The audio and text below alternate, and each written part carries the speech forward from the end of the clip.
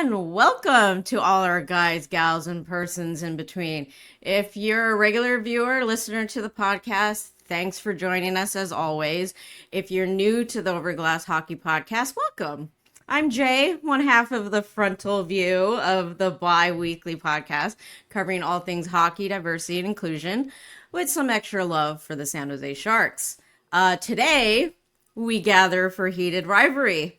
The series is based on the author Rachel Reid's Game Changers novel series. The plot primarily follows elite professional hockey players and competitive rivals, Canadian Shane Hollander and Russian Ilya Rozanov, as they develop feelings for each other, complicating their careers. For our regular podcast subscribers, if this isn't your jam, no worries. These episodes will be produced separately and run independently alongside our regular podcast schedule. But if it is your jam, more hockey love for you. Alongside my two co-hosts, Elena and Fil, we'll be producing 5 episodes of recaps, reactions, and deep dives into the TV show and source material. Some brief introductions before we get on with the show. As mentioned, I'm Jay, second generation Asian American, is based right now in the Bay Area, California.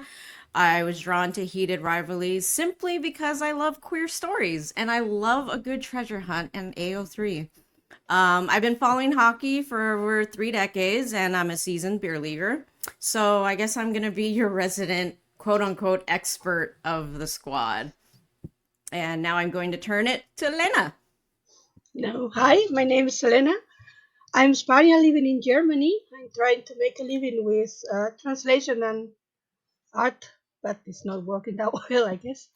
I discovered hockey through the pandemic and fell in love instantly with it. I grew up in the 80s, and as a queer teen in the 80s, we really tried to come every series and every film looking for some kind of queer representation. That's why I'm really into literature, shows, and everything that kinds of makes me sing right now. And that's why I read all the Game Changer series soon a while ago. And I think that's the only reason I'm here because I read all the books already. That's it. And now for Uh, Phil. Hi everyone, I'm Phil. I'm a Swede living in New Zealand. I too am a fan of queer stories. And my introduction to Heated Rivalry was when the TV show was announced. For me, like the concept was really compelling, enough so that I read the books ahead of the release. My hockey interests, though, don't run as deep as Jay's or Elena's, but I am hoping to make up for that with my knowledge around industry, as I've worked in the film industry and television for well over a decade. And having seen the evolution of queer media and film's intimacy up close, I'm really eager to discuss that on this show. Particularly because the show itself tackles it in really exciting and boundary pushing ways. Well, thank you everyone for joining me here today. So, as we know, the show dropped its first 2 episodes Thursday at 9 a.m. Western Coast, North American side. So, we all got to check it out and we're here to discuss it because, wow. I Let's just dive right in. So, episode 1, we start out, it's December 2008. The episode opens up at the International Prospect Cup. We're introduced to Ilya. He's outside smoking, and Shane Hollander comes out to introduce himself. At the start of the tournament, we learn that both players are the best prospects for the upcoming draft. And at the conclusion of the tournament, Canada loses to Russia. So I guess first thoughts coming into this opening scene, Ilya's outside smoking. Shane comes out to, be this good Canadian boy. Oh, like honest rivalry and the love of the game. And he's, extending a hand, introducing himself, and Ilya's like, okay. Yes. I love it how he gets nothing. There's like just the stone wall of like lack of Mm. reaction basically. And Shane is really trying. He's really trying to get like some engagement or some reaction, and Ilya is like this enigma. Yeah. And I think it just sets up their dynamics so well, and the chemistry, like even in that first scene, is just like right out the gate, off Yeah. the charts. Mm. Now, Shane is so eager. It's like a puppy, hello, hello. But Ilya is already like 40 years old and not taking any shit anymore. This is Yeah, pretty. I love that you mentioned him being a puppy because yeah, he pretty much to me is like a golden retriever, just Yeah. eager to please. He's like, "Please look at me, please pet me, please acknowledge that we're going to be like friends." And Ilya is a bit like the lone wolf. He's just like, Yeah. "Okay, well, I'm smoking, so go away." And then, so that's kind of where it concludes. We learn that Canada loses to Russia, which, if you follow any real sports in general, like especially when they go to any sort of um, tournament that's got countries going against countries, and I think especially between these two countries, Canada and Russia, like hockey is Canada's sport, and Russia, they just need to be the best at everything they do, right? So Right. for Canada, and particularly with Shane Hollander being Asian Canadian, and we'll most likely dive into the whole diversity and what it means Mm. to represent. But we know from the books that Shane just has this aura of like perfectionism. So 6 months later, in Las Vegas. We're at the MLH draft, which is a Major League Hockey draft. The top three prospects to be drafted are getting ready for their photo shoot. Rozanov gets selected first overall. Hollander is number two. So afterwards, I believe it was probably like the GM of the Metros. You see him talking He's with the talking. family, Yeah. and this is where we first learn within the show that Shane is Asian Canadian, and they're talking about how proud they are to have drafted Shane. And if you're not familiar already, like hockey is predominantly a white man sport. This is a sport that still is struggling to diversify. So this will play into later. But so Shane is shown afterwards. He's in his hotel room late at night. He's unable to sleep, probably still thinking about the fact that he didn't go first overall and what that's gonna mean for his Oh. career. And like, so he's unable to sleep. He goes to the gym and hops onto the stationary bike, and Ilya shows up shortly afterwards and hops on the bike next to Shane, and then they engage in the silent competition. Yeah, I thought that particularly in that scene, the sound and like the soundscape and the music had such an amazing way of building tension. Mm. Um, it was like as you're kind of following Shane, sort of looking over to Ilya, like the camera work obviously sort of following his eyes as he's, they're having this sort of back and forth.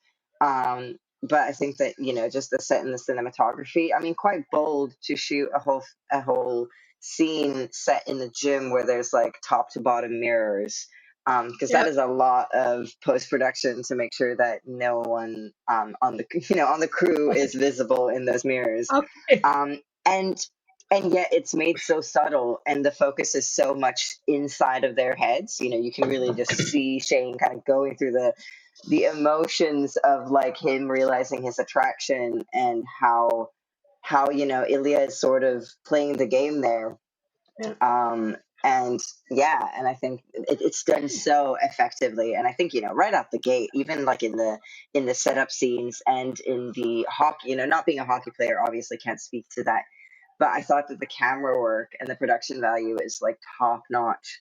And it was easy to follow, like I was like, Mm. okay, I know what's going on hockey wise, and then you're straight into the intimacy scenes, and you're like, okay, this is the story that we're telling.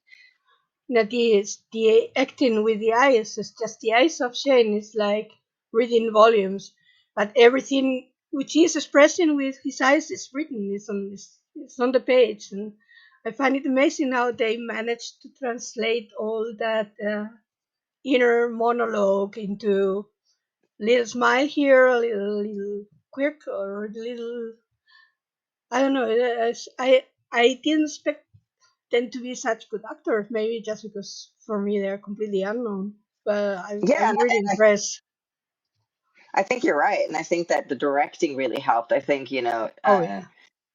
Jacob Tierney being an actor as well, I think informs a lot of how he Mm, directs his actors, and I think that shows. And I think that the actors were ready to play ball on that kind of yeah. intimacy, and I think it shows as well. Their chemistry is just Poof. really, really, it pops off. Yeah. Yeah. Yeah, as we were anticipating these episodes coming out, we were on socials, eating up all of the sneak peeks, all of the interviews that they were having, and just it really did show through so many of those press appearances that they were just like really comfortable with each other, and with the level of intimacy in the show, I mean, it I'm blown away with just Yeah. how comfortable they are with each other, and I think it's just so helpful to really to allow the viewers to believe what's happening on the screen. And I Mm, also liked what you said, Phil, about the music. Like, I maybe we'll touch on, give a little deeper dive into something like that in a later um recap, but I almost wanted to look up like the soundtrack, because there were certain points I was like, geez, this whole scene is set up just like, not only is the cinematography done in such a very thoughtful way, but the lead up with the music, just everything about it. I'm like, geez, this is like, I yeah. know it's a high award to be possibly giving it to him. I'm like, this is like almost feeling like a masterpiece level, uh, like, not to get too away from the episode right now, but just in those moments, I'm just thinking about how when we have queer stories, it's like you always want it to be like, God, I hope this is like amazing. I hope it Mm, isn't just like they had like 2 weeks to get it done and you can feel it and the story's really flat, and then you're like, well, but it's a queer story. I gotta hold it yeah. close to my heart. I just feel like, geez, like there's so much like thought and like care, like Yeah. right off the bat is what I'm feeling. Um so after Yeah. they've exhausted themselves on the bike, um they go to sit down on the floor opposite of each other, and this kind of also talks to your point, Phil, about the production and how there were so many mirrors around them, and we're looking at them with like a whole bunch of mirrors Yeah. behind them, and then you don't see any of the crew in that reflection, and it's just like really thought out how they want to frame each of these scenes. So they begin talking about their post draft feelings while Ilya's offering his water bottle to Shane, who resists at first, but then Ilya's insisting, shaking it in front of him, and Shane eventually takes a few swigs. And I thought the camera work in this scene, we're going from like seeing them both from our view, and then the camera is working to show us like this is what Shane's looking at. And it really does that thing where we go from exteriority to interiority. You start kind of getting closer and sort of moving into Shane's headspace throughout that scene. First it's like a back and forth. The two of them are just, that kind of rivalry. But as the scene progresses, and especially once they sit down on the floor and sort of just, complete exhaustion, and it's sort of like all the veneer is stripped away, and then it's just like there is conversation going on, but so much is happening below the surface. And it's the acting and the music. It just builds that tension. And you can just, I Mm, mean, it's such great performance. You can really read on these guys, just in the gazes that they share between them, what's going on. And I think that there's some really nice camera work, with the mm, close-ups on the hands when they're passing the bottle, and there's those like brushes of hands, and you kind of go, oh, like they're both sort of telegraphing in this moment. And I think that Shane, probably not intentionally, but Ilya is definitely, giving the hints and sort of saying, hey, It's also the first time we see vulnerability in Ilya when he is asking, okay, how's Montreal, how's Boston? That he's just a teenager who's gonna live in a country he doesn't know, and it's just, okay, is this gonna be okay? And it's this very sweet moment. Yeah, yeah. that's Boston very sounds true. nice. Yeah. Mm. Yes, Ilya is very intentional, as we learn later in the episode, and Oh, Shane is the shy little puppy who just needs a little direction. So we move on 6 months later in Ottawa. It is yet again the International Prospect Cup. This time Canada wins over Russia. And then we see Ilya. He's on a phone call. He gets a phone call from his older brother Alexei, um, and he asks him, what's up with their dad because he's been calling him, and Alexei just doesn't seem to care, or maybe he does in his own way, where he's kind of dismissal of what we learn later on is going on with their father. He's just kind of calling because he's like, hey, I need money because for whatever reason, Ilya's the guy now in the family who's getting all this like money, and I guess family expectations like, oh well, you've arrived, so now you need to mm, give back. We learn that his father's kind of been scolding him about, Russia losing, and now they can't compete for the gold, and like all this. We start to get the family dynamic that Leah has, in contrast with Shane, who's just got Really supportive all the love parents. from Canada. yeah. Yeah, he's just Mm, got all the support, and Ilya is just like, he's good at what he does, but it's not enough for his family. So yeah, and so we're and introduced to that. I thought that that was really interesting because we saw the prospects draft and we got a little, with the dad in that first scene where the first time we see him. And I think that they've done such a good job of like slowly building up that there's clearly a lot of tension between Ilya and his family. And I also think that just, I mean, this day and age, I think it just makes sense to keep languages intact. But I just love their choice to stay with Russian, oh yeah. Yeah. and we get some Absolutely. French later on. But it's just it informs so Yeah. much of Ilya, Mm, of his struggles, and obviously, integrating with and learning a language in a foreign country. But also, just kind of how you can see how his dynamic when he's talking to his family changes as well when he's speaking in his mother yeah. tongue. Mm. Just I Which think is really as an fun. expat who doesn't speak English, as their first language, I really resonate with the Yeah. way that that was portrayed. Yeah. Same here. Yeah. And I find it really amazing that the actor is playing, that he managed to do that. That the his native language turns into a learned language, and he, I'm not expecting Russian. It sounds good to me. Yeah, yeah, I am no expert, but he manages to sound fluid, not yeah. as Because if Connor's he story just is from landed by heart. yeah, right. Because Connor's story is from Texas, isn't he? Texas, He's yeah. an American native. Good Yeah, Texan boy. yeah. No, I mean his language work. He's put in the miles. He's done the work. Mm, yeah, For sure.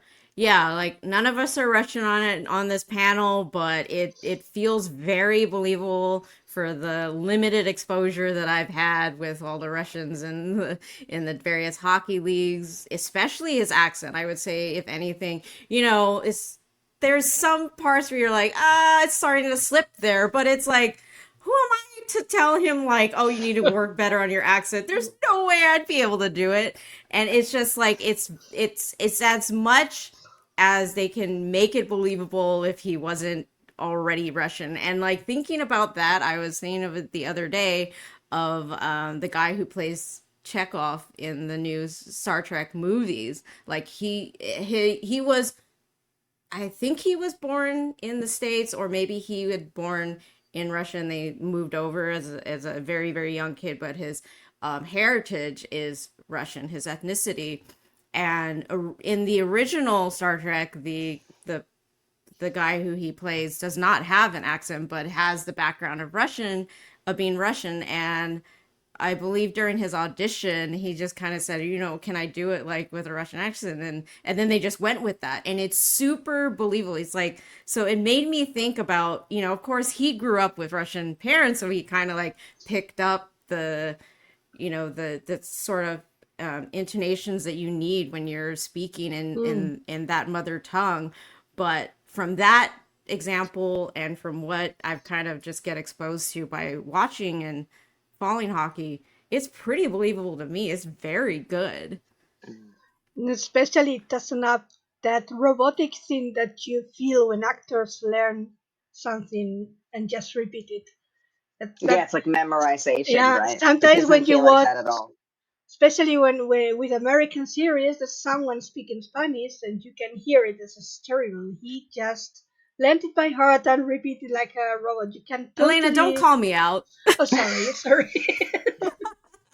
That is my is I know you're the talking about me. I try. it's the language I can see it. I'm not sure about Russian, but it sounds credible. In 6 months Oh, it later sounds in lovely. Toronto, they're at the MLH photo shoot on the ice, and both players go from serious to giggling from the repetitive action of having to simulate skating up for the face That's so off nice. at center ice and staring down each other. And I think just, when you're trying to like mean mug someone, you're just like staring right into their face, and it just kind of ends up being a little ridiculous. So it's very believable that they just eventually start cracking Crack. up. The And we do giggles. learn that Jacob Tierney was the guy who was behind the camera, which I think Yep, it he directs that maybe, scene. yeah, maybe in that moment he's actually not joking. He's like, "Come on, guys, be serious." Just because I think I read in an interview that he said that, he's had those experiences where you're trying to direct someone and they keep cracking, and he's like, you just have to channel that feeling. And then so Ilya, after the photo shoot, Shane asked when the media had told him about this photo shoot. And then this is where Shane learns that the photo shoot was Ilya's idea. So that starts getting, the wheels turning in his head, because it's like, wait, I thought we were supposed to be rivals. Why are you trying to like make plans that we're Yeah. in things together? You should be like hating me. But this scene is interrupted by someone calling for him. Flash forward to, it looks like this has been spewing in Shane's head ever since, because he's up in the rafters with his mom, Yuna. They're overlooking the rink, and Shane is clearly distracted. So he's obviously still thinking about what Ilya had said. Yuna is telling Shane that he needs to be seen with his Reeboks on, and that this brand partnership is huge because he's the youngest hockey player ever signed to a deal. Yuna also mentions how important it is for kids to see him, hint, hint, because kids who don't see themselves hear a lot. And I think this is yet another alluding to the fact that Shane is half Asian in this story. He's half Japanese. His mom Yuna is Japanese. His dad is Canadian. As we've kind of mentioned earlier, this sport is predominantly white.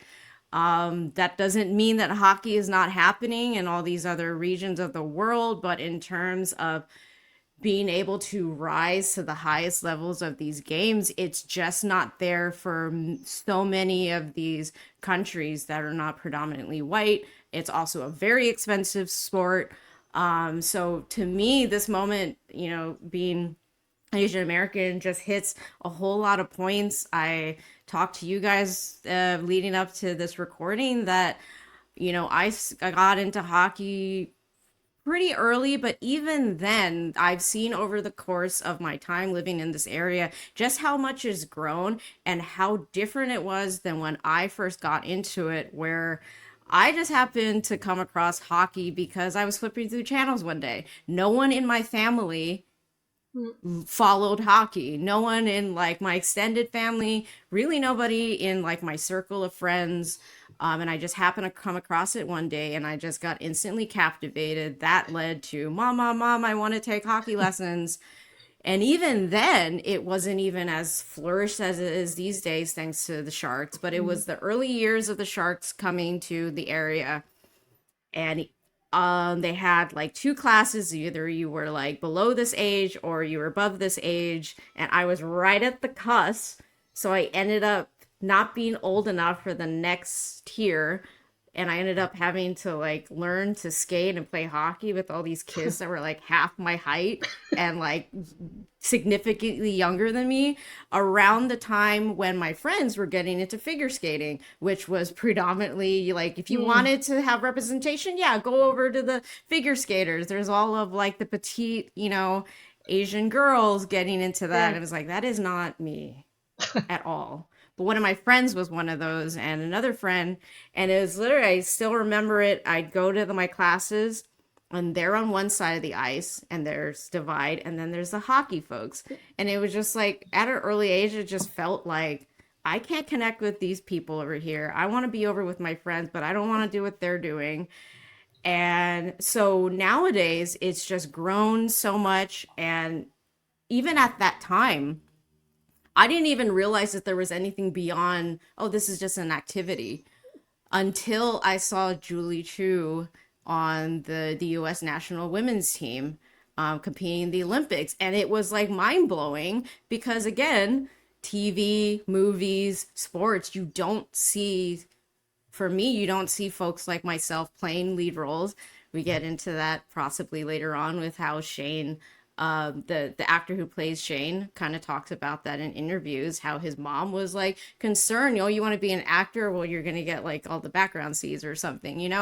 And it's very groundbreaking for a show like this to have such already a huge following, but then have a lead who's half Asian. So that's kind of what I felt in this moment when she's talking about, hey, this partnership is a really big deal. You Mm. need to like be in your Reeboks all the time because you need to show them how important it is, and it's also so important for the kids who are looking up to you to see that this is possible. Mm. Yeah, it's I think that like that scene and like any scene, I think where we've got Una sort of talking about, she's clearly, she's working, making sure that he's the right brand ambassador, and she's putting a lot of pressure on him to make sure that he represents himself, but also his heritage in the right way. And I think that that like speaks so much to, like that sort of experience, being someone um, a minority in, for example, a predominantly white sport, because it Mm. doesn't just reflect you, right? It reflect, it becomes a bigger thing than it should be, because I think that you kind of get a sense in some of those scenes that he's just in it for the game, just like you, Jay. He loves it. He just wants to do it, and he doesn't necessarily want to carry the burden of being this Mm. like representation, but he takes it on, and it's a huge thing, and that kind of informs the way he behaves and the way that he, like you kind of said before, like a bit of a control, he needs to a bit of an uptight guy, and obviously a lot of that probably stems from his experiences having to constantly prove himself in a sport that doesn't, readily invite him. And I Mm. think that these kind of scenes, it's just really art imitating reality and vice versa. It's like, yeah, these are the moments that you can see how much it affects him outside of just playing the sport that he's really good at. And at the same time, it's the same problem Ilya has. This weight of representing your country and these expectations on you and how you always have to be your best and- but And it's it's just interesting because for complete him, it's the different angle. opposite almost. Yeah, yeah. Exactly. Because for Mm. him, it's like, you're Russian. You should be good at this. This is Yeah. what you do. How Hmm. you can't be anything but perfect. Yeah, And so that kind of dichotomy becomes yeah. very and evident later on in the episode and scene, in the Mm. series as well. Yeah. Yeah, definitely in the scene you can see just Shane's just kind of like, like you said, I'm just here. I love the sport. I just want to play the sport. But he does understand how important it is. But the weight of it is also just, like I already start thinking of all the players who kind of fit into those expectations right now in the sport of hockey, and it's like I can only begin to imagine, just because there's certain avenues where I've been a small bit in that situation, but like on the national stage, your life is so public. It's And just they're like, 18. They are 18. oh, that's another No, good point. So this, young. Yep. yeah, And I will say that I love how in this scene, like Yuna is clearly, she's doing the business talk, and you can see how Shane, he's not there, right? He's still playing. mulling over the Yeah. conversation that he had, Mm. with Ilya, and I think, is it Ilya playing on the ice? I don't think so. I think if he There's I was, can this, we didn't remember. really get a good yeah. showing of it. I think he's just daydreaming. He's He's just, yeah, thinking, yeah. exactly. His mind Mm-hmm. is somewhere else, and he's sure all of these things, but Right. Mm. Whatever you that's need me to do, mom. and it's one of those things where you go, yeah, he's really young, right? Yeah. He's Yeah. processing Mm. other things right now, and he's, yeah, just not Doesn't have worrying about time that. for this, mom. My mind Yeah. is betraying me. So after this scene, we were shown that Shane's showering in the locker room area after the photo shoot. Ilya walks in. Shane is very clearly checking him out. And then as he turns away, we see Ilya's checking out Shane. And then they both kind of look at each other. And then Ilya just starts jerking himself off. And Shane eventually tells him, not here. And then they go back to the locker room. Shane's getting dressed up. Shane starts telling him, just forget what happened in the showers. Ilya's like, I don't believe that that's what you want to happen. And so then he gives Shane his room number. I think it's so interesting because the 180, it's like in the shower he's like not here, and then but he still stays around and waits. And I think in that moment he's sort of Boy is contemplating. Yeah. confused. Which Well, but I also think that wants he's and in what that I need moment. to He's like, I do. need to, I need to nip this in the bud. I need to wait, and he's like Shane's fully dressed at this point, right? And Ilya's coming out. He's taking his time. He's like half naked, showing off a bit. And Like I what think you see Shane is still. like, exactly, but Shane is like, no, we're not doing that. We can forget this ever happened. And then all it takes is Ilya going, actually, I don't want to. Like he Mm. basically says, if you're interested, maybe, and then of course Shane immediately goes, yeah, okay, here's my room number, come come on over.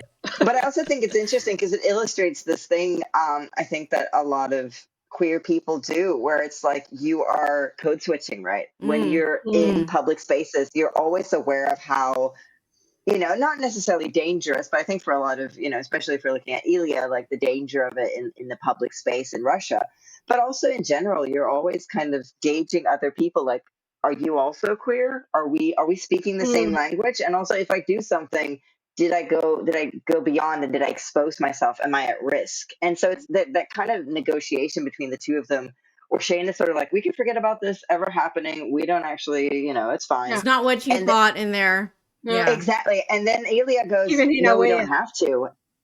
And then Mm. Shane is like, oh, okay, I can get this. All right, we can have this. Cool. Right. That changes things. And I Yeah. think that's like, it's a very short scene, but it says so much about the Mm. queer experience, I think. 100%. Shane, we see him in the hotel afterwards. Boy is clearly nervous. Yes. He's getting overly dressed up because he's just going through the motions, right? This is Yeah. what I do. He's like in his hockey mode. Oh, I'm getting ready for an interview. I don't know. But he's overly dressed up in his suit and realizes that's stupid. Just change Yeah. out of it, silly. He goes back and he's just kind of like sitting in his hotel room, just like time has slowed down and is going nowhere, That's so waiting real. for It's so It's real. like, is he coming? I Yeah. don't know. Why doesn't it what work do I anymore? do with myself? Yeah. So Ilya's coming on over. He's going up the elevator. He gets a surprise encounter with Yuna as he's going up the elevator. I thought that was hilarious because they're like, Jump scare. it'll be funny if this comes back around. I hope so. And then so, he clearly like he's like quickly close the doors before she starts having a conversation with me. So he goes up to Shane's hotel room. Ilya arrives and they immediately start making out. Shane proceeds to want to give him, a blowjob, which he kind of does far too much of it that Ilya's like, okay, no, come back up, come back up. And Ilya mentions they start having some conversation, and Ilya Pillow mentions talk. that yeah. And that his first time was actually with the coach's son back in Russia. And then they proceed to have their first sexy times. And I then think with like the pillow talk, I think it's so interesting to see the dynamic of someone who's got a bit of sexual experience who, I don't know, as a European, we're a bit more liberated in that space, and he's kind of less bothered, by the encounter, whereas Shane, is sort of like he's like a deer in headlights. He's like, "Am I doing this good? Yeah. Is this right? How are we feeling?" Whereas Ilya is just there enjoying himself, and that how they play off each other. Just so good, so funny, like that awkwardness of that first sexual encounter that you have with someone, And and just it just and just yeah, go those on, Ella. touches of sense of humor too thrown in there, and like they're it's really, I don't know how you say, tender. Yeah, Ilya shows so these tender moments. Uh, hmm. And poor Shane doesn't know what's happening to him. but it's funny as well because you've got that moment where once Shane's Ilya basically finishes himself off after he's gotten the blowjob, and then he's like, "Great, I'm leaving," and Shane he like clearly absolute isn't dick. sure. Right? He's clearly not sure if this me, is real me. or not. So he's like, "Oh, you dick! What the hell?" And Ilya's like, "No, no, no. Of course I'm going to finish you off. Like I'll return the favor. I'll show you how it's done the proper way." And that as well, like that teasing him back and forth. It's that kind of rivalry where even in their intimate moments, they still, they're They so have to much be better. themselves competing.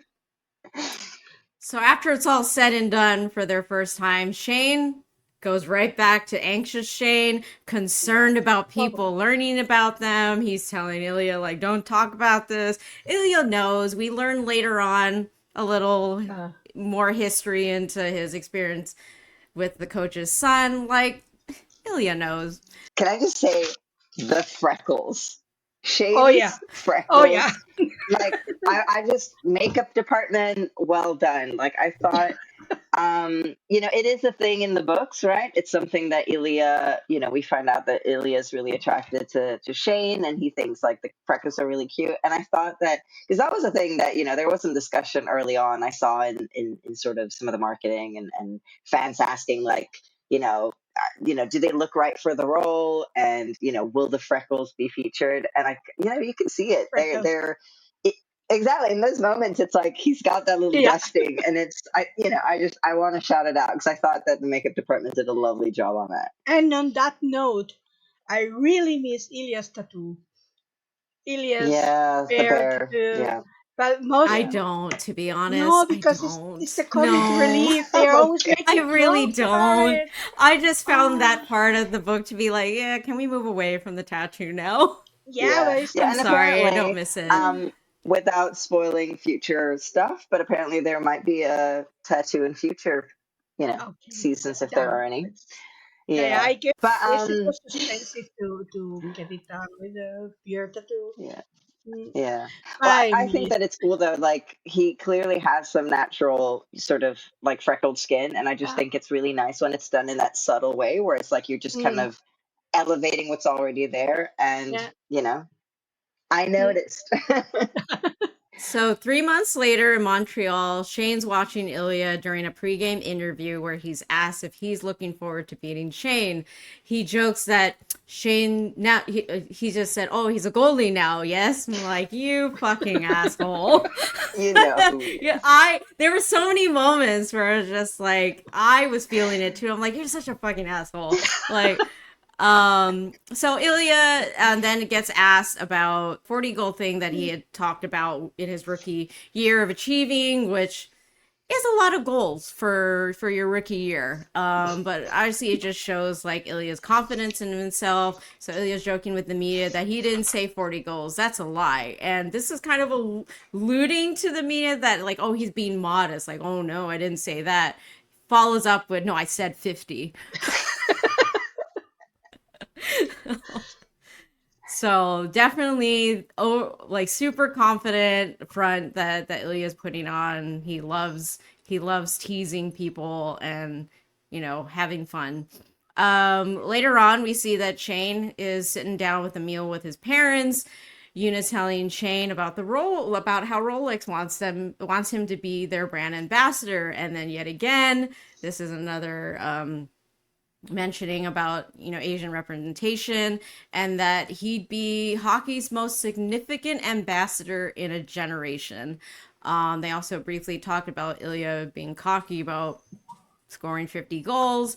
I found that in this scene, it's interesting to watch the dynamic between the parents. David being the dad, he's just generally supportive. He just wants Mm, his kid to just be be happy, do happy. the thing that he wants to do. She's like put herself as like, I'm going to lead the charge for you. And it's her way of showing love. It's just it gets It's really complicated because intense. you're just like, I just want you to like love me and not have all these expectations put on me, which is your way of showing how much you love me. Like David mentions YouTube and like watching videos of like animals, and Shane's like, Yeah. yeah, like this animal and this animal, right? And you're just like, yeah, but you should be watching the hockey ones. Yeah, which is Mm, funny because the audience see that he's actually following Ilya. Like the last clip that we see him watching before he heads over to that is actually the interview with Ilya. Mm-hmm. And so, it kind of shows like he's not necessarily fully open with, his own fascination about Ilya. yeah. But also, yeah, no, I think it's like, it's such a clear, like this kind of dynamic of his mom wanting him to kind of go the path and stay focused, Mm, and do the work. I also found it really sort of endearing how in that scene we're also looking at sort of the time period setting, right? Because clearly David doesn't know YouTube, and this is early yeah, days of yeah. YouTube. So it's kind of it becomes this interesting timepiece, and we see it throughout the episode as well with the cell phones that they're using, that they are older makes. And shout out to the art department because they've done their research and Mm, brought in some old models, but also this kind of thing of like it's an effective way of setting when this is happening and that time is elapsing. mm. um And that's really and then important. Yeah. Mm. yeah, and I think it's fun as well that in that scene you get the moment where sort of Yuna's, they do mention the competition again, and she's like, oh, this guy, and clearly, they have some feelings internally as a family as well. They probably have some opinions about Ilya and their rivalry. Mhm. Uh, Yeah, screw him. Opinion. yeah, Yuna's not impressed.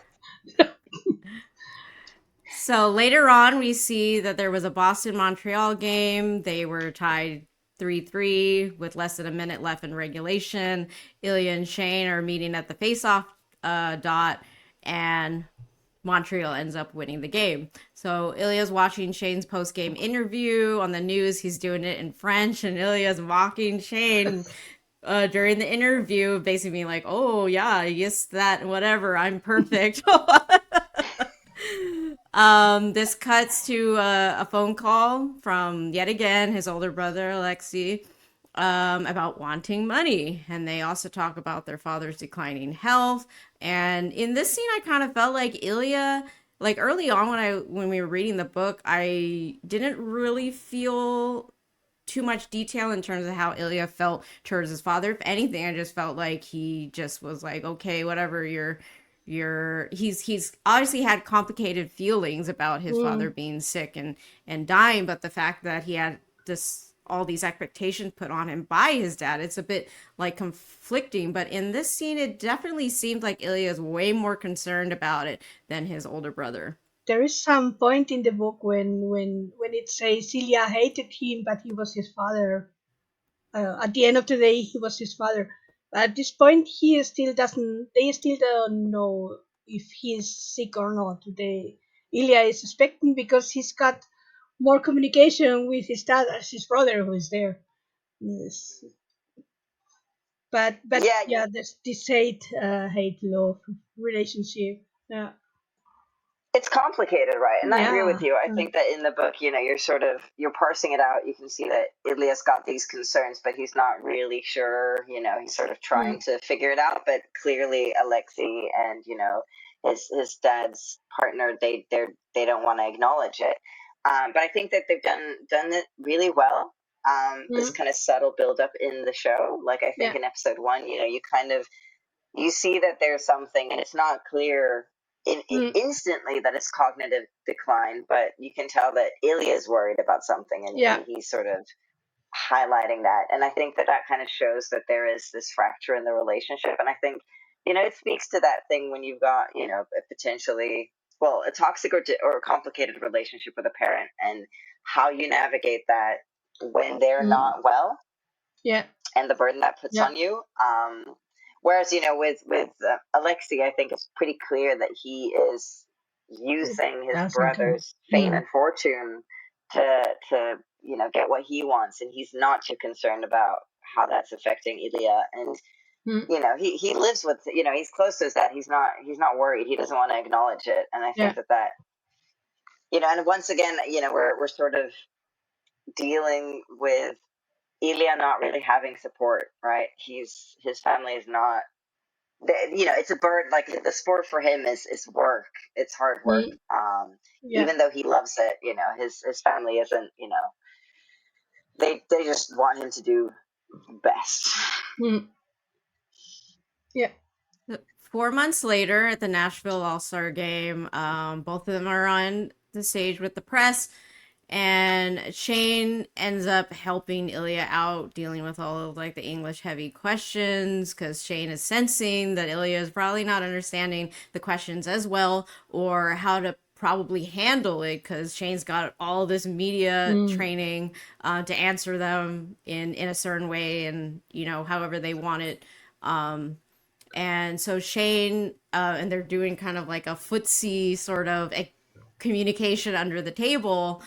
And Shane gets Ilya's permission by tapping him on the foot that he speaks on behalf of Ilya in terms of returning the winning culture to Boston, and what it mm. probably means to him. And at the conclusion of that, Ilya just basically says, "Yeah, what this guy said." So how I do you guys feel in I terms felt of, so being represented.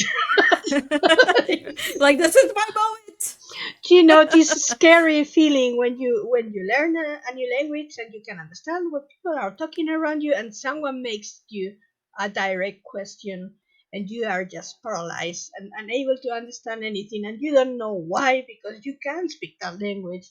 But it's this feeling of deer in the headlights. How do you say that? Just, oh my god, do I have to say something to this?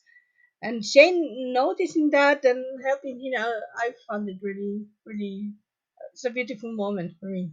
This okay, I'm here for you.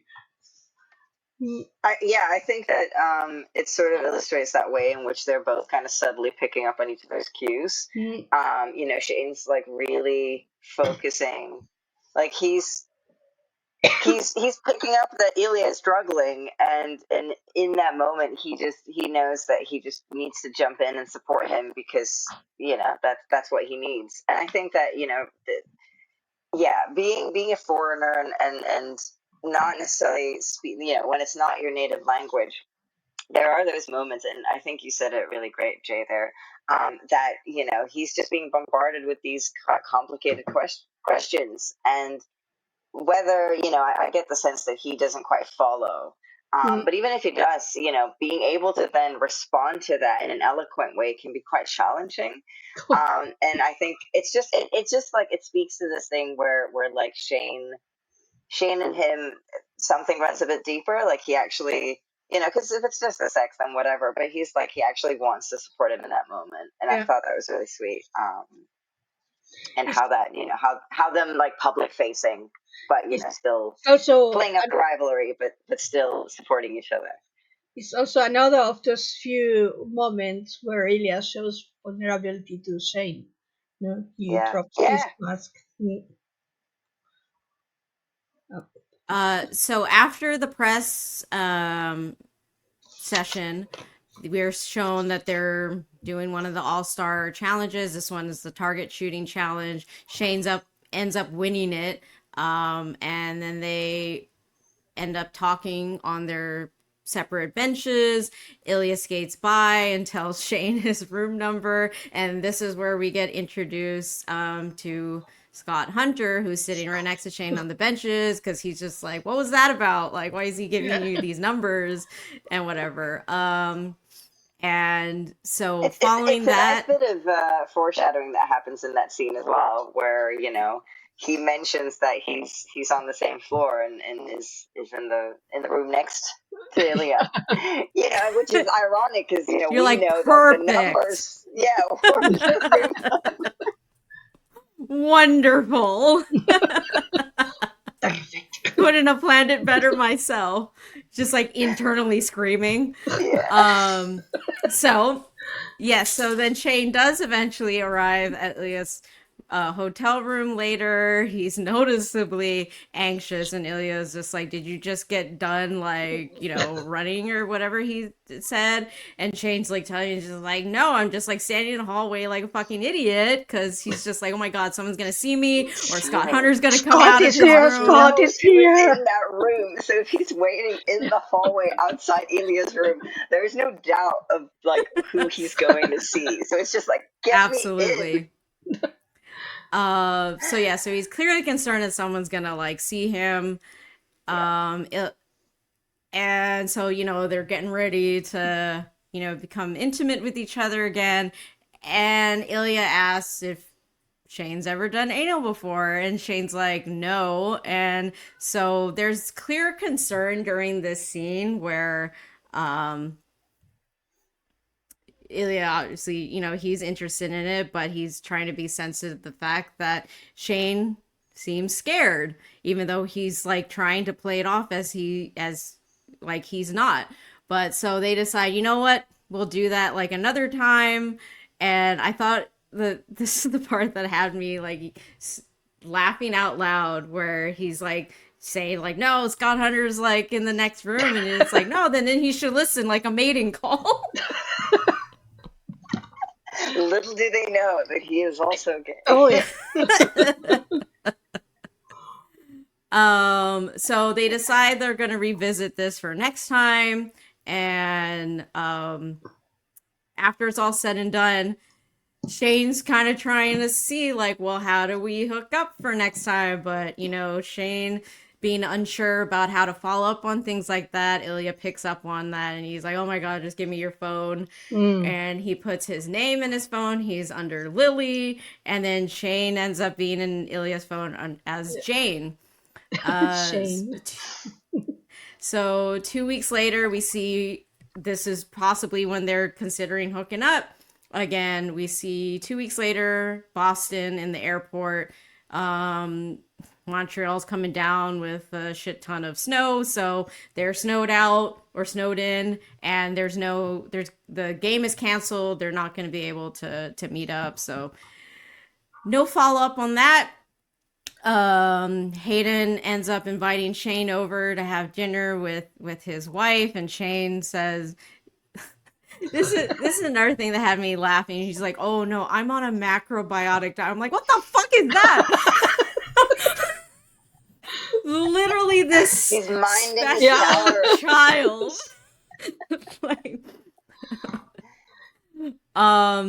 So yeah, unfortunately, because that didn't happen, they're both bummed. Ilya ends up coming home from the airport into his apartment. We're introduced to Svetlana, who surprises him wearing his jersey.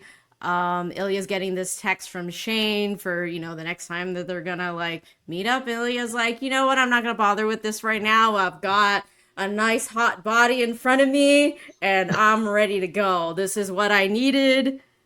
I'll talk to you later. Yeah, Svetlana is a great character.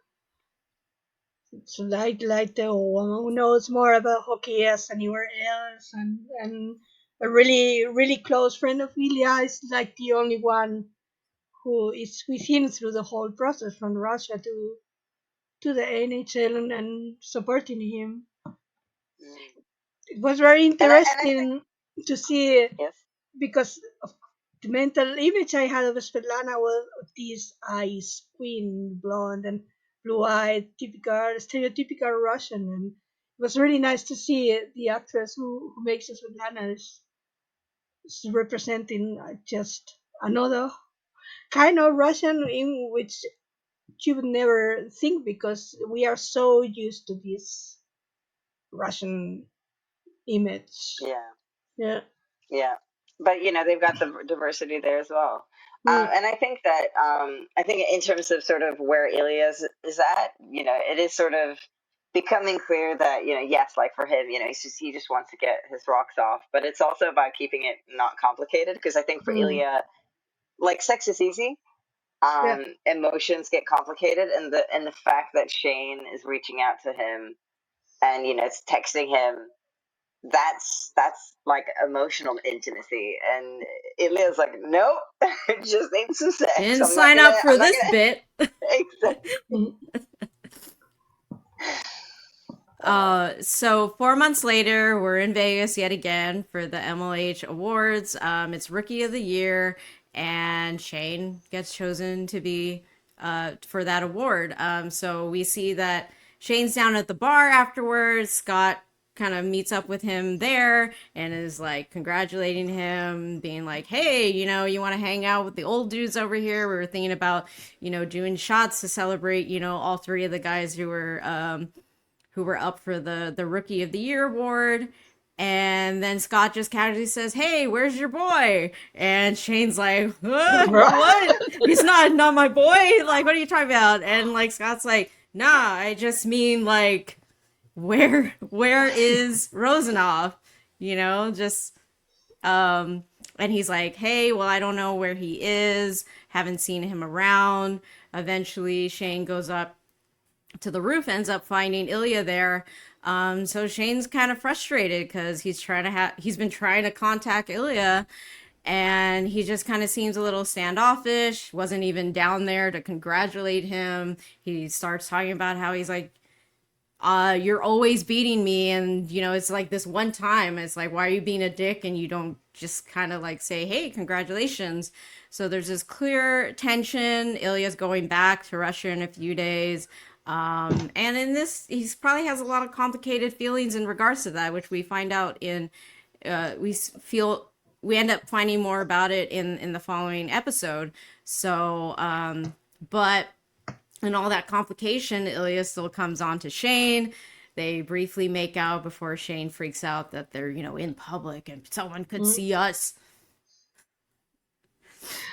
I Yeah, I I I'm so frustrated at Shane on that scene where he doesn't understand at all what's happening with Ilya He's a and what's sweet, going sweet through summer his child. head, and Ilya has to go back to Russia. He's dead. He thinks he's getting sick. His brother is a complete asshole, and all the geopolitical implications in Russia at the moment. And Shane is just, you never get happy Okay, for but I me. will Oh, I will defend Shane though in that Ilya's not telling him shit. I was that's So just how is about he to that's say true. supposed he to keeps know? That's true. he keeps everything very close to his chest, and really in this instance, I don't feel like Ilya is necessarily interested in having those conversations. I don't think that he views their relationship as needing to have those things.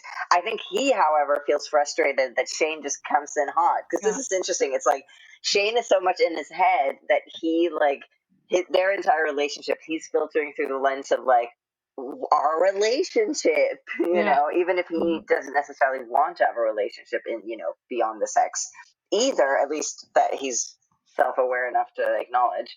But he's sort of like, you're not responding to me. Is something going on between us? Whereas Ilya is just dealing with all of this other stuff outside of, Yeah. the world of Shane. And it is interesting. And I think that it's like such a cool place to end, like, because this is sort of the end Mm. of the episode, right? It's such a great moment because it's like you can see how sure they've been intimate, they've got this, like these feelings for each other, but they are not seeing eye to eye. They are in completely different spheres. They're dealing with completely different things. Yeah. And you can just see how they clash in that moment, and you're like, Mm. oh my Yeah, god, And I talking Ilya, to each thought, other, but also, Ilya is having to take the wall as an adult because he's paying for his brother. He's worried about his dad. He's got adult problems, and yeah, Shane is still, yeah, this summer child. He and I doesn't think know it's to see the also, world through adult eyes yet. Yeah.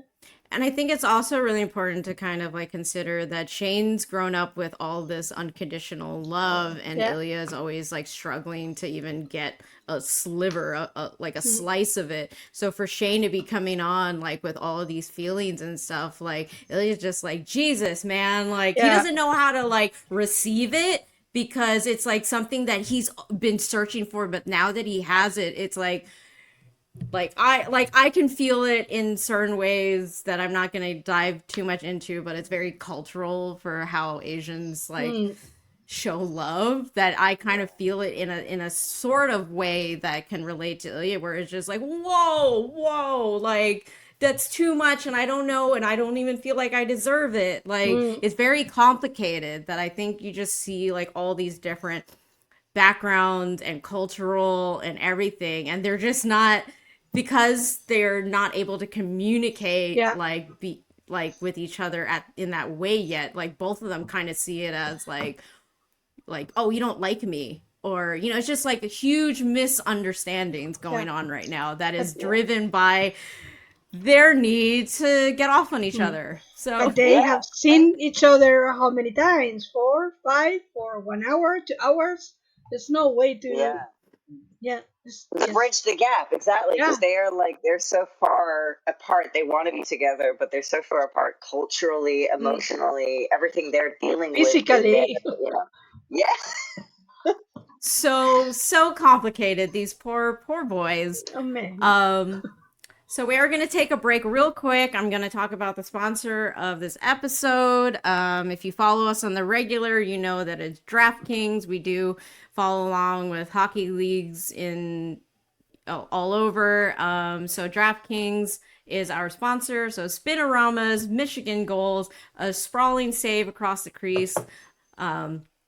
Live and breathe all the highlight moments of DraftKings Sportsbook, an official sports betting partner of the NHL. New customers bet just $5, and if your bet wins, you'll get $200 in bonus bets instantly. Download the DraftKings Sportsbook app and use code THPN. That's code THPN to turn $5 into $200 in bonus bets if your bet wins.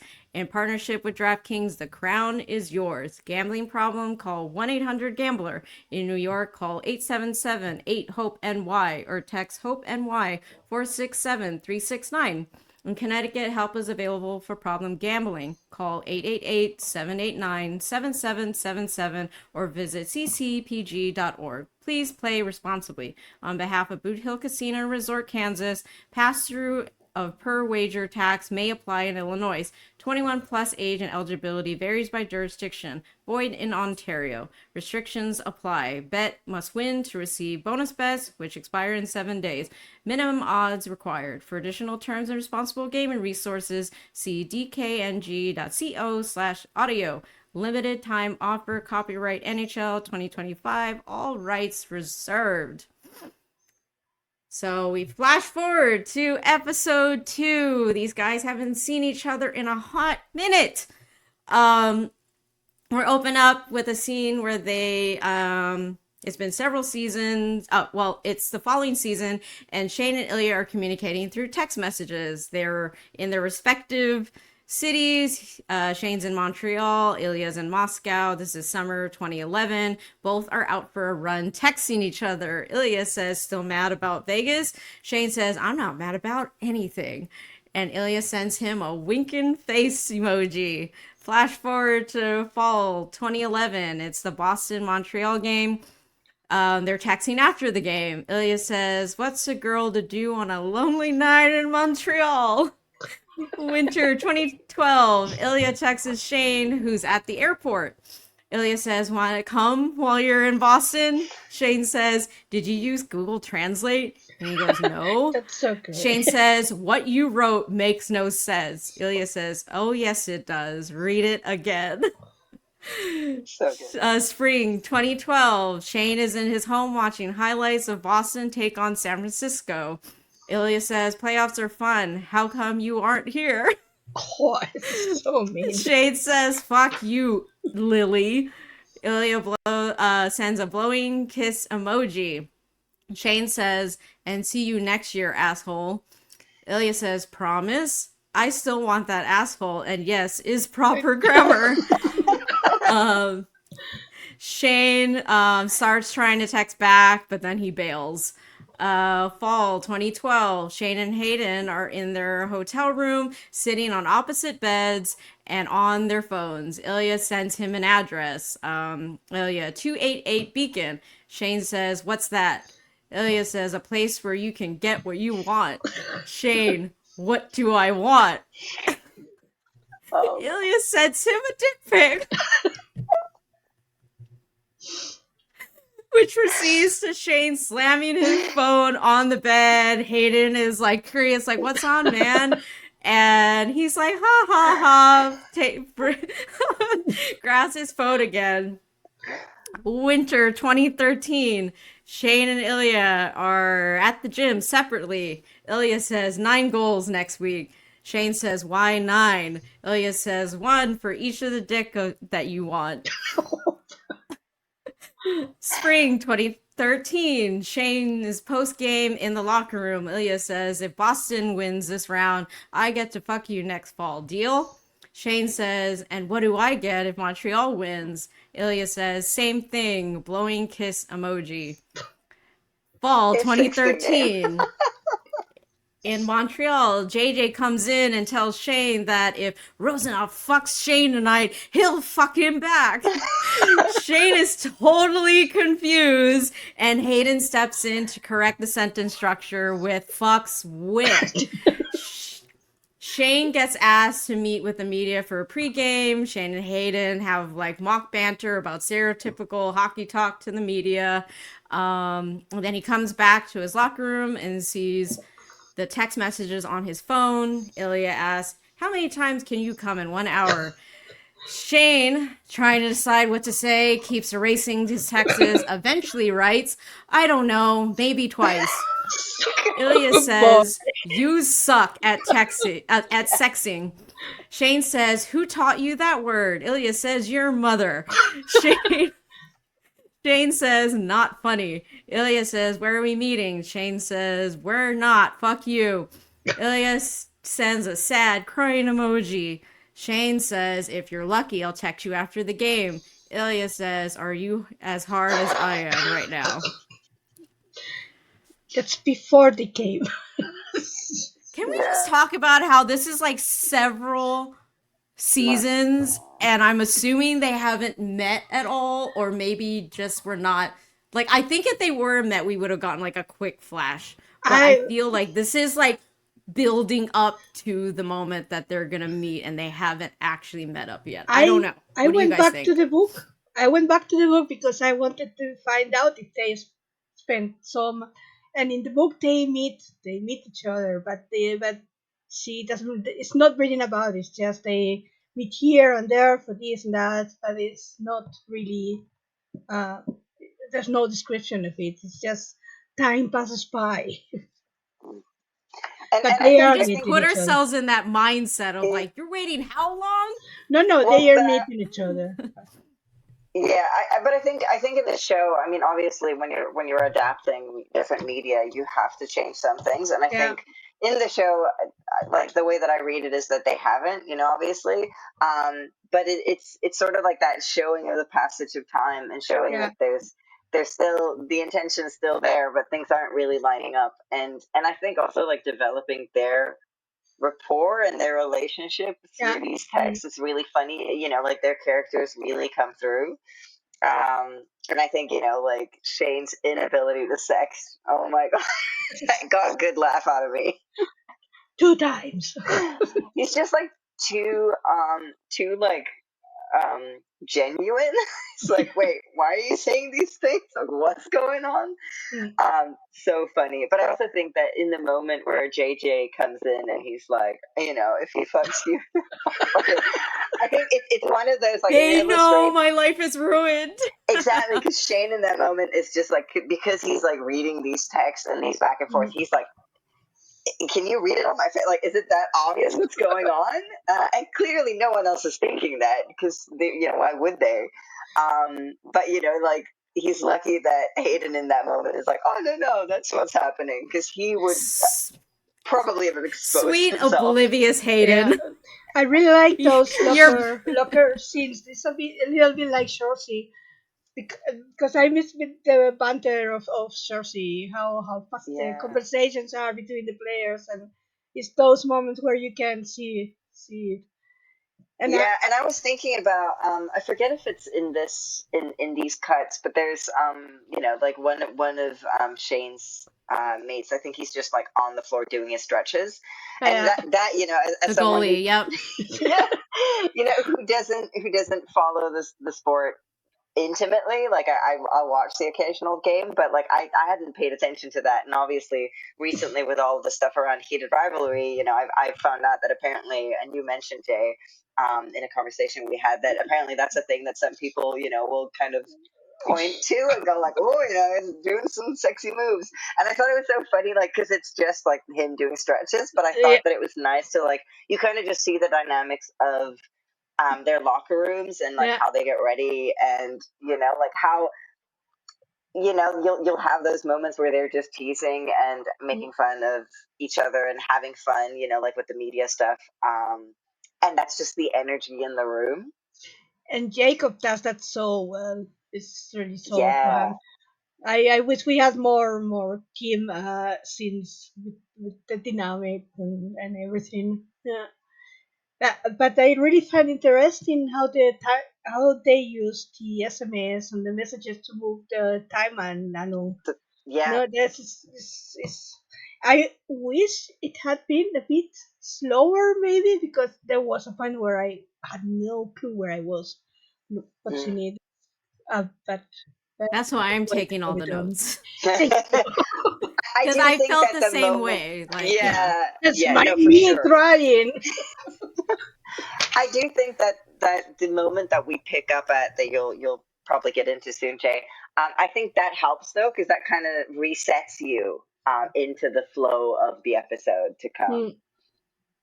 Yeah, I think the way that they started the episode kind of grabs you back into it, gets you excited for what's to come because ultimately, through all these seasons of just pent up like sexual frustration and anticipation to see each other, they Ilya finally meets Shane at the apartment building that he apparently bought all for himself, which is like not totally freaking out about Ilya meeting him at his actual home. Let me just buy this whole fucking building.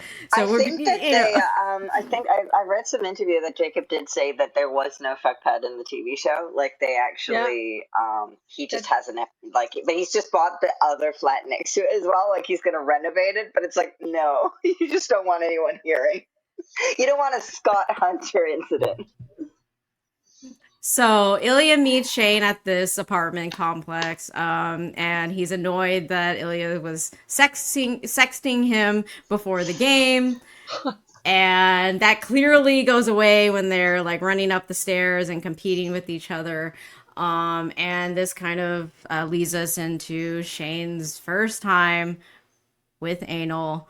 And I just thought everything about this, the cinematography, the way that Ilya was checking in on Shane, and just the music that was used. I just thought everything about it is like, going back to what I said before, early on, just how when we have these queer stories, it's like we struggle with, like, I want it to be like the best thing ever. I want it to be done so well, not only because it's like we've been waiting so long for something like this, but also that you want it to be done in a way where I think it's also very important to note that the showrunner, the director, Jacob Tierney, is also, he's gay, and I think he also has that feeling of like, I want to do Journey. so much justice with this project that I have.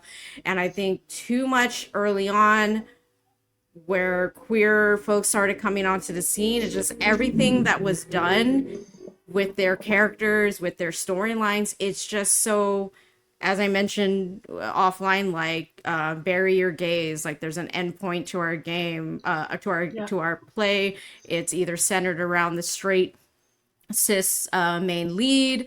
Everything about it, I just felt like, God, this is everything about it I loved, because it wasn't just about like, oh, we're gonna do like some porn here or something. Yeah. Like, it's like, no, this is a very intimate, loving moment between these two folks. And Ilya, being more experienced than Shane, he understands from Shane's perspective what's happening here, and he wants to make sure that it's not scary for Shane. That it's like this is something that's going to be very beautiful for his coming of age, learning about himself.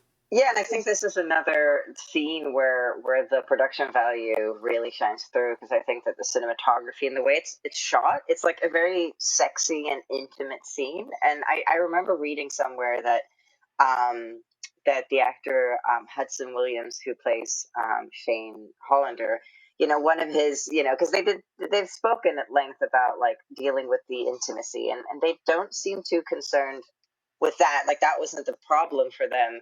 But one of the things that I read was that he was a bit concerned about how it would look, because he was like, oh, are they going to shoot it like Shoresy? Is it going to be like very unsexy and very unflattering? And I think as an actor, you are very hyper aware of what am I putting out there? How is it looking? But I think they did it beautifully, and it was just like that soft lighting and those like contrast colors. And it's also, I think, like you were saying, and I think that speaks to Jacob Tierney's approach, wanting to get the representation right, and wanting to also show that like intimacy, queer intimacy, can be loving and romantic, and that we check in, and he said, I know that he said in interviews that he was really adamant about like the depiction of consent and safe sex. And I think especially setting up their relationship, we know that this has been going on for a while, but this is their first like real, like you say, it's anal. And you can see there how he's quite carefree, he's open about sexuality and sex, but he's really he's a really sensitive and empathetic lover that like checks in, and I love that. I love that they've included that in the scene where there's these constant like, is this good? Are you okay? Are you okay? And apparently that was something that was reflected on set as well, because I read somewhere that Jacob said that with the actors, they check in and go like, you good? You comfortable? And I think that's just, it shines through. It's like, and I think it's such a lovely, first time, or depiction of a first time. Yeah, it's so tender. It's so many feelings, and then it really comes through how Ilya is so caring, and under this asshole image, then Demeanor. yeah, he comes out as a really tender lover, and he really worries that Shane's first time is perfect. Yeah. I checked again with the hook because I was curious, and the dialogue in this scene is practically one to one. This is just as Rachel wrote it. Yeah, it's such a beautiful scene. Oh, Yeah, it's pulled straight from the book, eh? And I think also another thing that I was thinking about is that here we're kind of seeing the turning yeah. from this is just a casual Mm-hmm. sex hookup thing. And you can see, and it's interesting, and I think that like in the book, so much, and that was why I was so excited to see the adaptation, because so much of their relationship, it hinges on their sexual encounters, right? so much of the character development, so much of their relationship development comes in those moments of intimacy. And it's like, how do you portray this on film? And I think that they do it so beautifully, because you can really Perfect. see how like the tone, like if you think back to episode 1, where there's playfulness and they're teasing, and Ilya's doing like the whole "I'm not gonna finish you off, I've got mine" rocks off, see you. Here we kind of see the other side of that, where suddenly Ilya's really intent on making Yeah. sure that Shane's with it for the whole, and that they're both together. And I think that obviously, as an audience member, you're kind of going, they're falling for each other. There's Yeah. and I think especially what we see in the staircase scene Yeah. after, kind of just like, oh, that So clinches it. sweet. That's so sweet. It's really such a sweet Yeah, moment. definitely when Ilya's getting ready to leave, you can just see it on Mm. Hudson Williams' face, the way that he portrays Shane, just like Yes, he is just Is intoxicated with love. He lost. is in Completely love lost. with this man that he's supposed to be. Oh, I'm a rival. Oh, but he's an asshole. But yeah, they definitely, like you finished saying, Phil, he's falling for this guy. Like they and have he's like turned the corner. holding on to his jacket. He's like, Sweet, sweet boy. Oh. but you also see Um, Ilya in that moment, right? He's like, right. just like, kiss goodbye, see you, and you're like, whatever. And no, Mm. You Nope. text you. Nope, you're not fooling you won't. anybody. So unfortunately, it's interesting that we go from this very loving scene of clearly they're showing that, oh man, these two are starting to really fall for each other. Enter winter 2014 Sochi Olympics in Russia. We remember that time. We remember that. Um, hmm. Mm. The tournament. Shane's texting Ilya. He's getting no response. He's in a cafe or like get about ready to get a meal. Scott Hunter and Vaughn, who are competing for Team USA, meet up.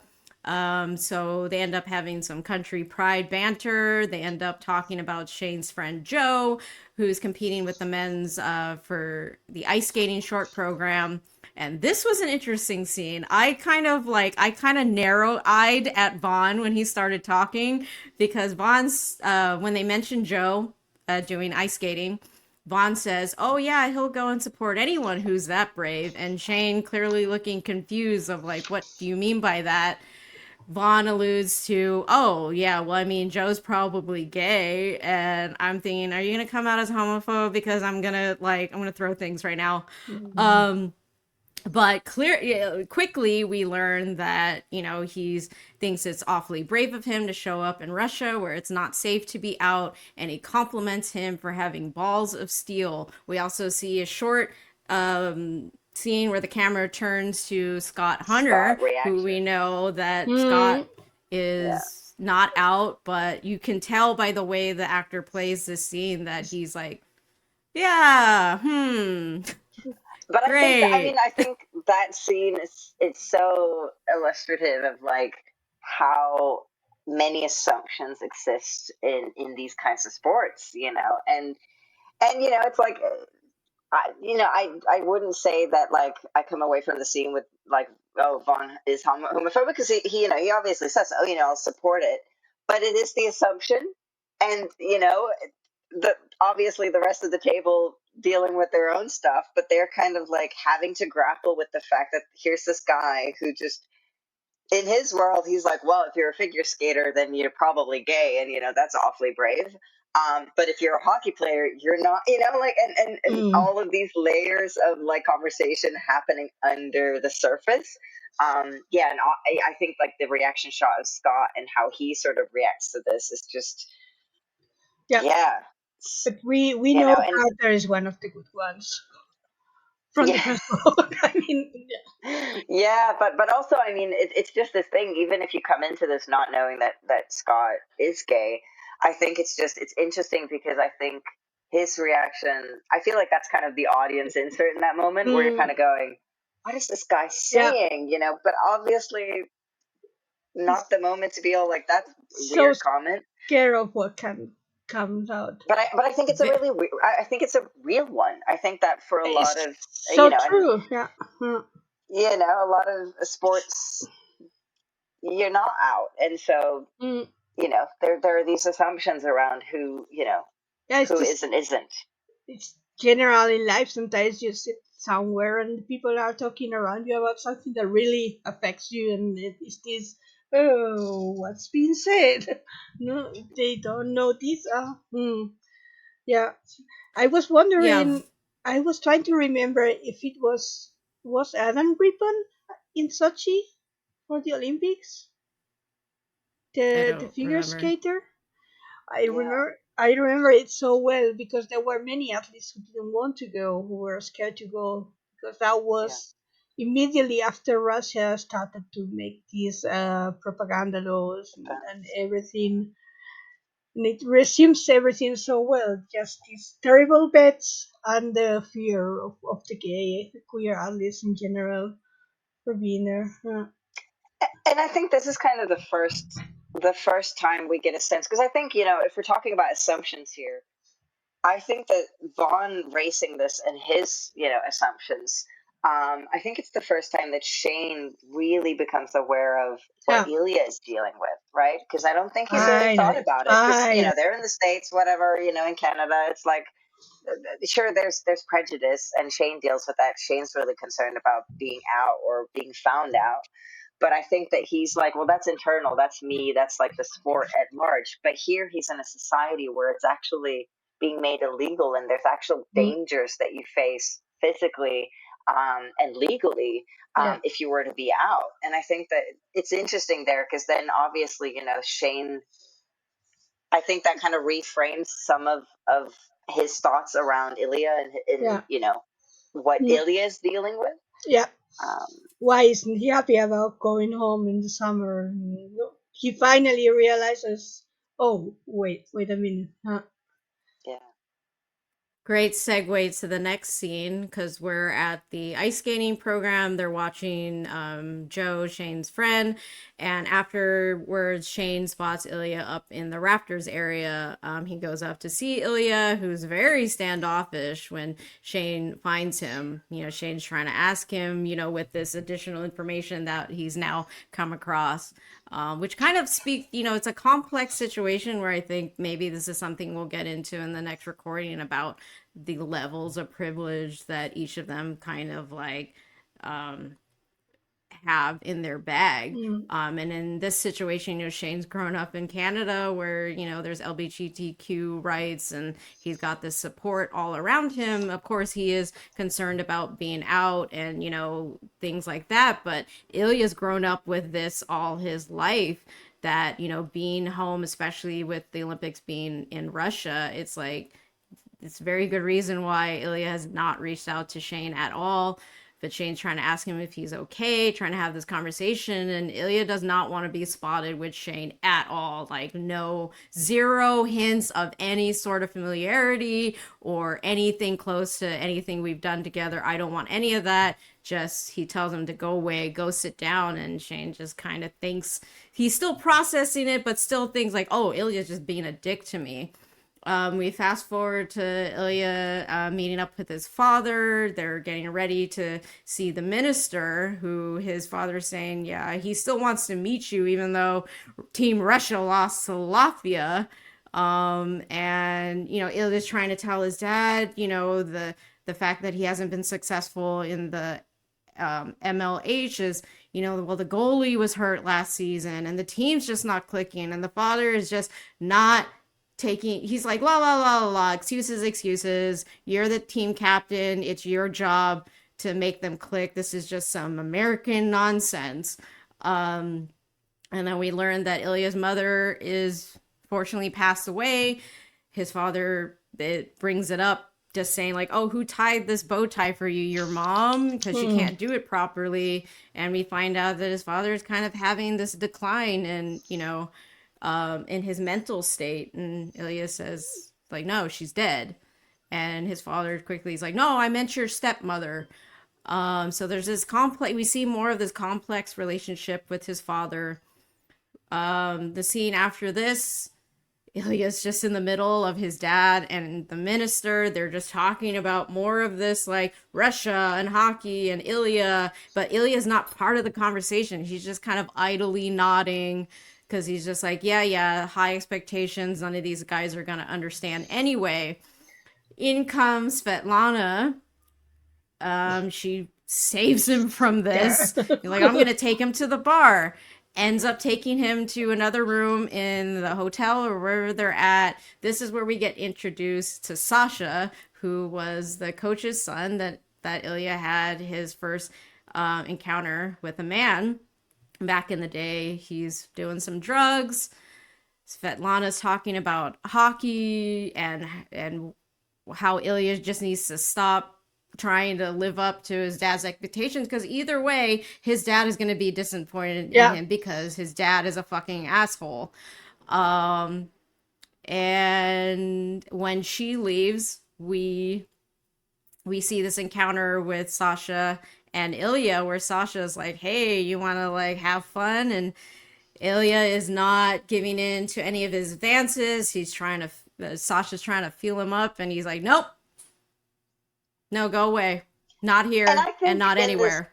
exactly, and I think in this moment it's sort of like Ilya Ilya is into Shane. Like he's if it's not Shane, he's not interested. That's the kind of sense that I Mm. got. Like yeah, no, like the Sasha, ship has passed. He is also on a completely another level, stage in his life right now. But he just finally confirmed that his father is ill, losing his mind, Yeah, and exactly. And I mean, he's got the weight of the world on his shoulders right now. And so many decisions, and his brother does nothing, and the other one is still on his okay. Would you like to? Yeah, no, exactly, not and I not and in I the think right both state of mind. exactly. I think both Svetlana and Sasha are quite used to seeing Ilya, happy-go-lucky, easygoing, just like Yeah. but he's been away from Russia, and so he hasn't been as close to sort of dealing with his dad and his like strict Mm, stuff, and he hasn't been dealing with Alexei. However, he still felt the burden of all of that, and now he's back. He's in Sochi, he's in Russia, he's being confronted by all of these things, and yeah. kind of maybe feeling some of those consequences. But yeah, like he's under immense pressure and Mm, not really just wanting to have a good time at the moment, yeah. and Sasha's just not picking up on that. But Mm, Ilya's pretty clear, like, nope, no. not happening. So after Sochi, we're brought to spring of 2014 in Montreal. Shane heads over to Hayden's house.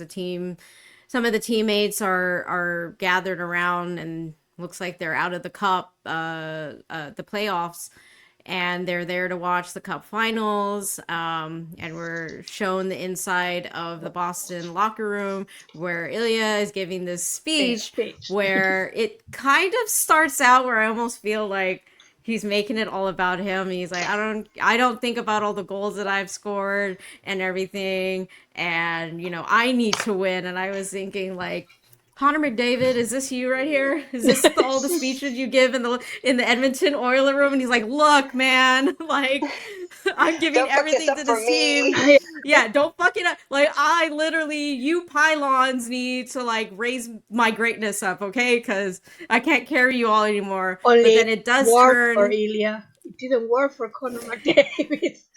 But But then it does turn into a more of a team vibe yeah. camaraderie speech. I do think that, he's really trying to hype up the team and get this win, which Boston does end up winning that matchup. Ilya is shown holding up the cup, and Shane's shown being happy yet conflicted. Emotional. Um, So many we emotions.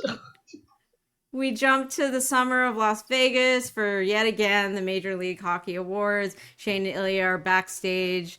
They're about to present the award for the Lord Talon Award for the most sportsmanlike award. They have this really ridiculous super stage I want to know who script, wrote It that. is so bad. and they really Some play it to hockey like the PR. most they really play it to like the typical like uh hockey guy who It's can't do anything more than speak in hockey. And then they eventually take a selfie, which leads to Ilya, trailing his hand down Shane's back. fast forward to Shane going into the bathroom after this award is presented. Ilya comes in. And Ilya hasn't texted Shane in about 6 months, asking Ilya what he wants from Shane, because he's like, I don't know what's happening here. I can't think. You need to tell me what you want. Be clear. Use your words. Something.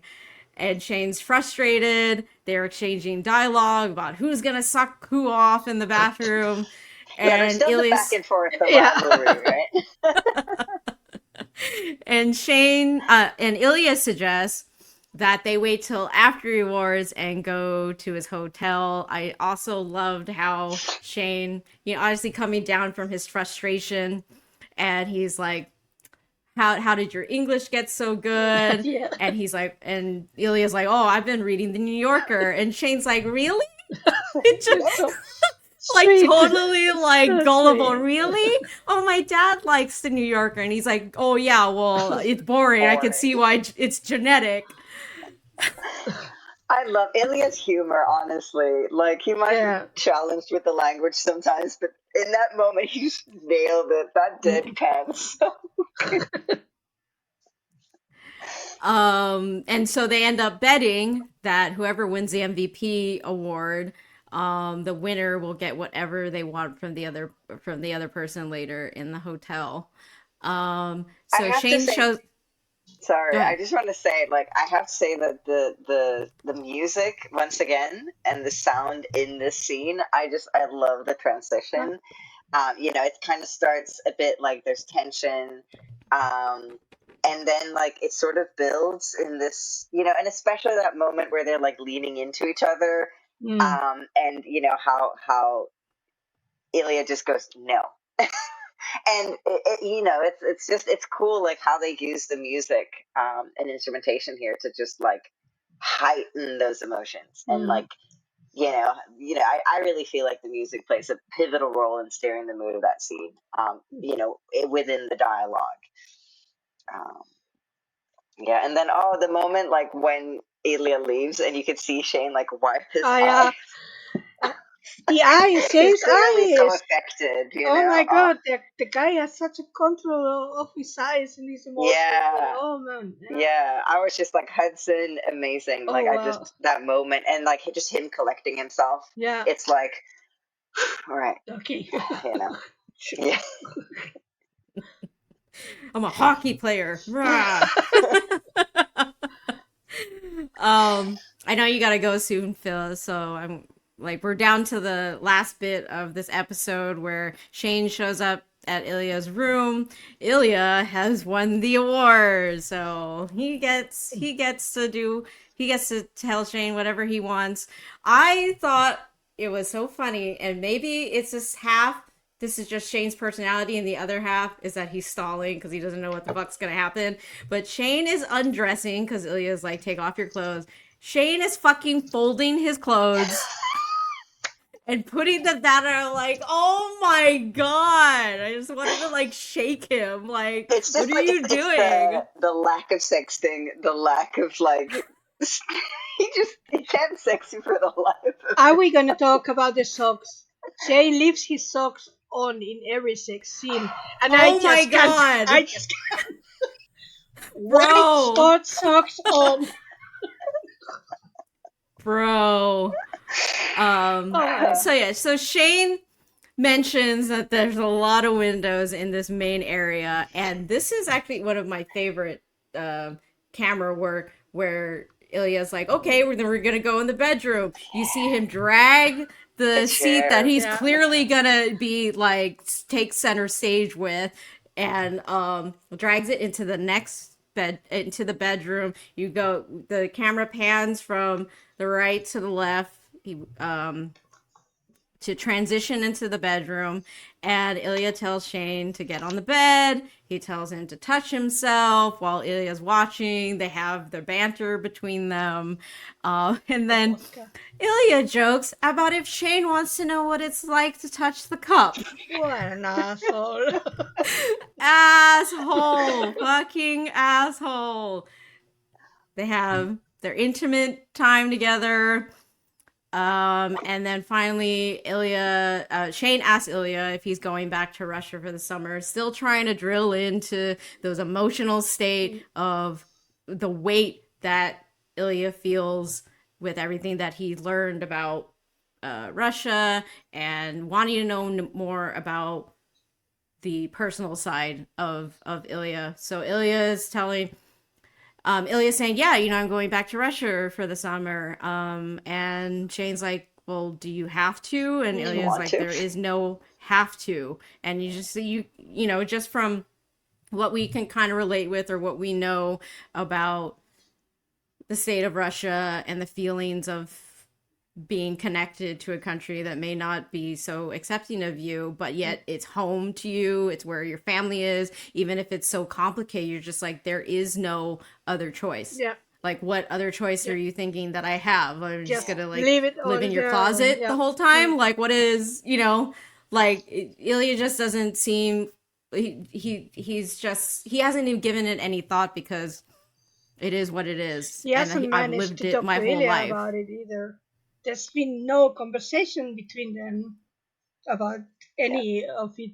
This is so frustrating at times. Like, stop, But it's interesting as well because it's stop. it's it's that thing of like like how much you're going to let someone in. Like Yeah. clearly Ilya's dealing with things, and Shane is trying. He's being considerate. He's engaging in a bit of pillow talk. He's sort of like the post coital.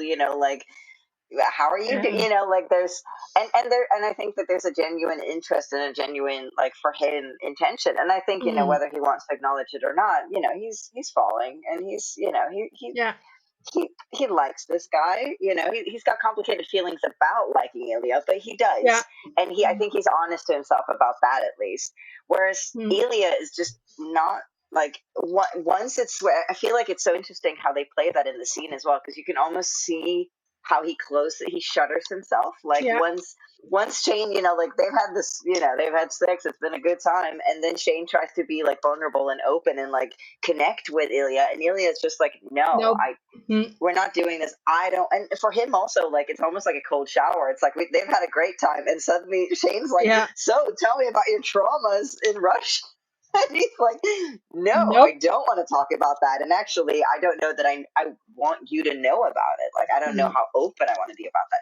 And I think that, that's me reading into the scene, but I think that they play it that way where there's like these subtle Yeah. nuances, and you can almost see the actors like, once again, they're not on the same page, and Mm. they're unaware, and they don't Yeah. know how to navigate that. And that's such a real experience in life. And I just, Mm. oh my God, it's just, Yeah. you Oh know? no, Uh, Phil's gonna cry. mm. And I keep also thinking about these are two young guys who have grown up in a sport contest, professional sport contest, and they just are completely, how do you say, emotionally uncapable of creating a relationship. They're still like, I don't know how to express it, but Oh you no, you're said, right. yeah. We talk a lot about like toxic masculinity. Like it's Yeah. that thing where like you're not necessarily comfortable being vulnerable or being open about Mm, emotions, and that's just kind of the totally. state. And I think especially I can only imagine in sports that's got to be a thing. You have to put up a certain front, and you have to be tough, and Mm, so yeah, to like have any vulnerability. And I think for them both as athletes, they're showing that kind of an yeah. interiority, it's got to be challenging. Mm, yeah. Perhaps that's something we will deep dive into for the next recording. Yeah, Because I think, wow, it's a lot of stuff. A lot of stuff that we covered between recapping episode 1 and 2, with all of our coordinating with time zones being like we're very like across the globe, watching and and Literally. and breaking. Yeah, literally breaking down this very long anticipated adaptation. So I really feel like we should definitely deep dive into not only some of the representation for Shane, the dynamic between their complex like levels of privilege, and yeah, just how Ilya's kind of what he's so vulnerable in their like sex moments, but as soon as it's done, it's like you said, The, Phil, it just like the shutters come down, the gate gets locked, and it's like he's like worlds away from Shane. He's not allowing himself to let Shane in, and I think it makes sense just given for what we've known so far about Ilya's current situation. And so next episode will actually focus on Scott Hunter and yes. Kip Grady. So look forward to that. And then I think we should definitely revisit some things that we, like I mentioned, we didn't get to talk too much about as much as we wanted to in this first episode. So if you made it we this far, go ahead. What? Oh, okay. If yeah, you made it all the way through, we're so thankful and grateful for you to join us. And yeah, look yeah, forward we're to the gonna next leave you guys episode. on a cliffhanger as well. You Oh, know, Yeah. we get that yeah. last shot of Shane looking, riding that we didn't even kiss. Uh, Oh my god. and you know what? That Yeah. was an excellent cliffhanger, and I feel we are gonna leave, you, the audience, on a bit of a cliffhanger as well. We're gonna do some more deep dives next episode, I'm sure. But for now, you're gonna have to wait. What he said. Yes. So, okay, guys, thank you so much for joining me on for this first episode recording. And yeah, we will be back next week to talk about episode 3 and get into more of the deep dive stuff that we didn't get to touch on. All right, thanks everybody. If you're new here, go ahead and subscribe, like, share our episode with everybody that you know who's following along or interested in it. And if you're here from our OG subscribers, thank you for joining us. And we'll catch you in the next one. Take care. Bye. Bye.